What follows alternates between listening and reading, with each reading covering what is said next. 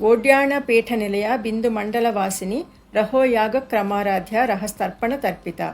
వివరణ: ఓడ్యాణ పీఠ నిలయాయే నమః. ఓడ్యాణ పీఠమే నివాసముగా కలది. ఇది ఆజ్ఞాకమలమందు కల కమలము. బిందు మండల వాసిన్యే నమః. సర్వానందమయ చక్రమందు నివసించినది. రహోయాగ క్రమారాధ్యాయై నమః. అంతరపూజా విధానముచే ఆరాధించదగిన తల్లి. కుండలినీ శక్తిచే అధిష్ఠించబడిన చైతన్యమను అగ్నియందు పుణ్యహోమము మున్నగు 8ంటికి రహోయాగమని పేరు. ఆ హోమాష్టకమే దేవి రహోయాగము. రహ అనగా ఏకాంతము. ఏకాంతమును పొందుట రహోయాగము. రహస్తర్పణ తర్పితాయే నమః. అన్నింటినీ చైతన్యాగ్నియందు హోమము చేయుటచే తృప్తి పొందింపబడినది. ప్రకాశ విమర్శ శక్తులనిడి అనగా శివశక్తులనిడి చేతులతో ఉన్మని అను శుక్రుని పట్టుకొని ధర్మము అధర్మము కళ స్నేహము అనే ద్రవ్యములను హోమము చేయుచున్నాను అని భావించుట రహస్తర్పణము.